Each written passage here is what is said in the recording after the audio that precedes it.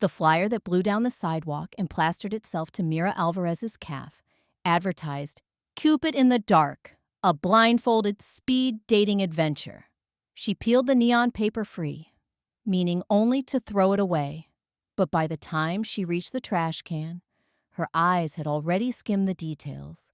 25 participants, 10 3-minute rounds, musical chimes to rotate, and most intriguing, complete darkness. Participants would be blindfolded. No phones, no photos, no names exchanged until both people ticked a box that said yes. Mira laughed aloud, too loudly, since the couple passing her startled, and thought of the man whose letters had been arriving at her apartment since she was 12. He called himself August. She had answered as January, a joke about her own birthday month that stuck, first in ink, later online. They'd kept the aliases even after technology barged in and made anonymity nearly impossible. No photos, they'd promised, no video calls, no Google searches, because the friendship felt purer when only words existed between them. Yet here she was at 28, standing on a downtown corner, single, with August's last email still starred in her inbox. "Tell me more about that pottery class. I want to picture the clay spinning under your hands." She had typed a response 3 nights ago and never hit send, because lately every line between them pulsed with something unconfessed. She feared if she named it, the fragile magic would burst. The blindfolded speed dating idea felt like a dare from the universe. She RSVP'd before she could think better of it. Across town, Evan Dawson, August, though only in letters, received the same flyer, folded into the bag with his sandwich order. He almost recycled it, but the words, "no names, no faces, only voices," pulled him up short. For years he had wondered if January would ever step out of the envelopes and into life. He'd drafted at least a dozen confessions, all unsent. The blindfold premise whispered possibility. Here, at last, might be a place where he could admit affection without the risk of losing her image of him. He signed up. Neither of them mentioned the event to the other. The venue was an old ballroom whose chandeliers were dimmed to pinpoints.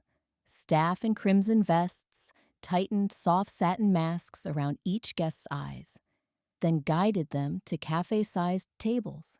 Scented candles offered vague hints, orange blossom and cedar, but not enough light to pierce the darkness. Mira's first partner drummed his fingers nonstop.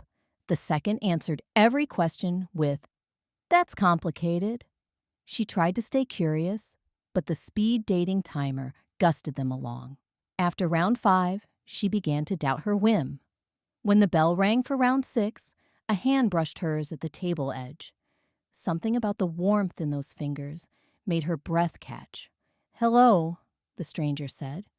His voice was low, slightly husky, carrying something that felt like late-night confidences. Mira replied automatically, "Hi, well, I guess I'm nobody yet." "Keeps things interesting," he chuckled, and the sound vibrated through her. Familiar, though she couldn't place it. They launched into the supplied question cards. Favorite childhood memory? He described lying on a hot driveway at dusk, tracing imaginary rivers in the stars. She pictured it vividly, almost too vividly, as if she'd read it somewhere before. When it was her turn, she spoke of climbing her grandmother's mango tree, juice sticky on her chin. He responded, "You once wrote that mangoes taste like sunshine trapped in velvet." Mira's pulse snapped. "What?" There was a pause, as though he sensed he'd slipped. "I mean, that's how I'd describe them." The bell rang, signaling rotation, but neither of them moved. "That phrase," she said, leaning forward so her knee brushed his. "Where did you hear it?" His exhale trembled. "Maybe I read it?" New footsteps approached. Staff urged participants to shuffle, but the two remained locked in a hush louder than the ballroom chatter. Finally, the escort guided another woman to Mira's side. The spell broke. She stood quickly, chair legs scraping, and let herself be led away, heart hammering. The next station offered small talk, but Mira's mind ran circles. Could that man be August? The odds felt astronomical. Yet the mango line was private, something she had written at 14. Describing a fruit her pen pal admitted he'd never tasted. She had forgotten those words existed. Across the room, Evan removed his blindfold for the 5-minute intermission and stared at his reflection in a darkened window. "Idiot," he scolded. He hadn't meant to quote her. The sentence just slipped out as her voice felt suddenly present in his ear. He considered leaving, but another part of him pulsed with wonder. What if that was January? How many mango metaphors could this city hide? The break ended. Blindfolds back on, they were reseated. Fate dealt them separate tables for 2 more rounds. Torture for both. They spoke distractedly to new partners, ears tuned for familiar laughter across the hall. Round 9 arrived. The staff member's hand closed around Mira's elbow and guided her again. The chair cushion felt identical to every other. But before she could even greet her counterpart, the stranger whispered, "Velvet sunshine." A laugh burst from her throat, part nerves, part joy. "You remembered. I've been remembering for 15 years. His confession came out like an exhale, held too long. August? The name she'd never spoken aloud tasted strange and sweet. Silence vibrated. The music overhead faded to a faint throb in Mira's ears.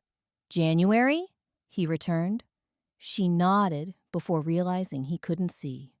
"Yes," she breathed. All around them chairs scraped. Voices rose and fell, but none of it penetrated the bubble of their table. "I should have known sooner," she said. "The driveway stars, paper boats in the gutter. You told me those stories. And the mango tree, and the ant who sang boleros while chopping onions." He was smiling. She could hear it in the warmth of his tone. They reached for each other, hands clasped across the table. Her palms tingled like static. She imagined the lines of his face she had dreamed 100 ways but never seen. "How long have you lived here?" she asked. 3 years. I moved for work and stayed for the food trucks. You? 2 years. Same city. And we never crossed paths." "Maybe we did," he murmured. "Maybe we passed in supermarkets or rode the same bus." The bell shrilled. "Round over." Neither moved. A staffer approached, whispering urgent reminders about rules. Evan cleared his throat. "Could we remain? We found someone." It was permitted. If both participants wrote yes on their cards, they could exit to the lounge. Pens shook as they scribbled. Blindfolds were removed only upon leaving the main hall, ritual reinforcement of the event's theme. Guided by a volunteer, they rose. The corridor felt colder. Evan's hand hovered at her back to keep pace. At the lounge threshold, they stopped. A host counted down from 3, then untied them simultaneously. Vision flooded Mira's eyes. Before her stood a man perhaps a little taller than she'd imagined, with dark curls escaping a neat band, coppery stubble, and eyes the color of wet soil. He blinked in the low light, searching her features with equal awe. "Hi," he said again, but the tiny word landed differently now. Real, touchable. She laughed, partly from relief, partly because he had the same dimple she'd once dreamed he might. "Hi." For a beat they studied each other, cataloging details. He wore a navy sweater pulled over a collared shirt. She noted a splotch of clay dried near his shirt cuff. Her own outfit felt suddenly plain. Yet his gaze held admiration, not judgment. "I pictured you with a pixie cut," he admitted. "I pictured you with braces." She teased to hide vulnerability. Close. I had them until 20. You just missed them. They moved to a corner couch, still clutching paper name tags they no longer needed. Around them, other new pairs chatted. Phones exchanged for contact details. But the buzz faded behind the gravity pulling January and August together. I can't believe this, Mira whispered. All the times, we almost revealed our identities. We joked about needing cosmic intervention. Evan turned her wrist over, tracing the tiny birthmark beside her watch strap, another detail she'd once described. Seems the cosmos listened. She felt weightless, then abruptly frightened. What if, now that we're real, it changes everything? Letters are easy. Life is messy. He nodded, serious. We can take it one paragraph at a time. Paragraph? Our old language for small steps. He smiled gently.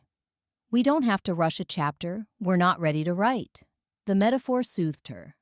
She thought of all the stalled drafts, the withheld confessions, the nights she reread his rambling essays about city sunsets when loneliness pinched.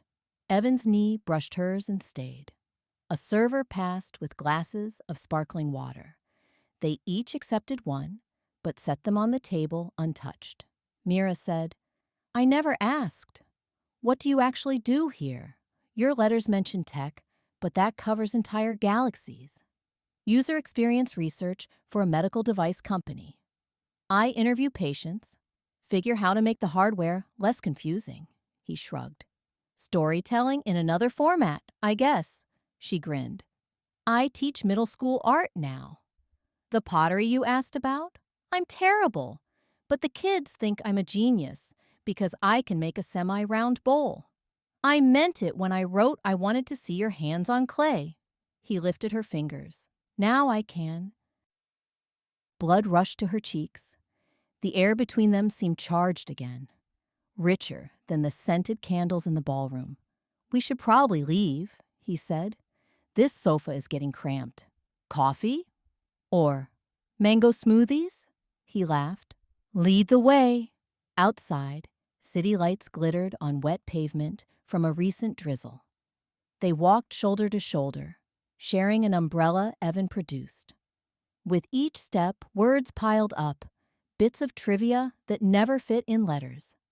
Favorite street cart tacos, worst roommate stories, how Mira once sprained an ankle chasing a stray cat, how Evan sang in the shower loud enough for neighbors to applaud. At a corner, they paused beside a mural of wildflowers sprouting from books. Soft traffic sounds cocooned them. Mira hesitated, then asked the question that had sat at the edge of her heart since the mango slip. Did you come tonight hoping I'd be here? Yes, he said without hesitation. I signed up because I thought, it's silly, but I thought maybe the only way I could finally tell you how I feel was if nobody could see my face. But then you quoted me. Couldn't help it. Your words live in me. Her lungs tightened with something bright. I came for the same reason, she admitted. I needed a place where risk felt disguised. Seems the disguise was only temporary. She faced him fully. Rain beaded on his lashes. The umbrella angled crooked, letting mist dampen their shoulders. But neither cared.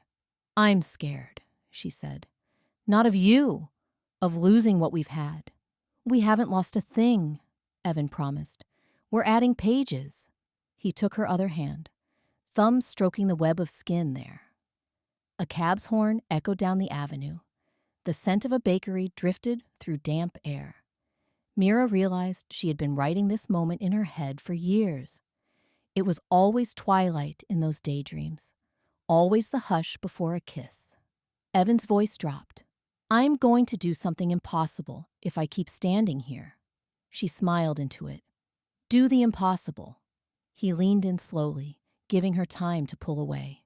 She rose on tiptoe, meeting him halfway. The kiss tasted of rain and hope. When they parted, she exhaled a soft, astonished laugh. August, January, he replied, forehead resting against hers. Shall we retire those names? She considered, then shook her head. Keep them. They're our origin story. Fair enough, but I'd like to learn your name all over again, in every season. She linked her arm through his. Start with autumn. There's a market down the street that sells hot cider and, let me guess, mango pastries. They both laughed, turning the umbrella toward the glow of storefronts. That night, in her small apartment, Mira opened her laptop. A fresh email waited. From Evan Dawson. Subject, paragraph 1. She clicked. You're probably wondering if it's too soon to write after spending 4 hours talking, he wrote. But the habit is muscle memory. I just got home. The street still smells like wet pavement, and I'm smiling like an idiot because the universe apparently moonlights as a matchmaker. I want to hold on to every detail before sleep erases the edges. How your eyelashes clumped in the rain. How you said impossible as though you already believed in it. Thank you for being brave enough to sign up tonight. Part of me is terrified. The other part is already drafting future paragraphs. I hope you're willing to co-author. Until morning, August Evan. Tears blurred the screen, the good kind. She hit reply. Dear August, some habits deserve lifetime renewals. Yes, let's co-author. I promise messy margins, coffee stains, and unedited bursts of joy. Tomorrow at 9, meet me at the pottery studio. I want to see you try the wheel. Consider it Chapter 2. Until then, January, Mira. She sent the message, closed the lid, and pressed fingers to her lips, still tingling.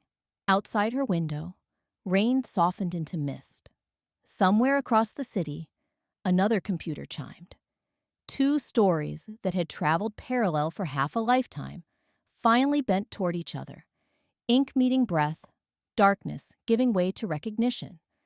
And though neither of them could predict the chapters ahead, arguments about laundry, fainting laughter atop mountains, the first shared silence after bad news, they trusted the foundation built on 15 years of letters. Blindfolds off now, eyes wide, they stepped into the unwritten with open hands, and the world, ever the sly editor, turned the page.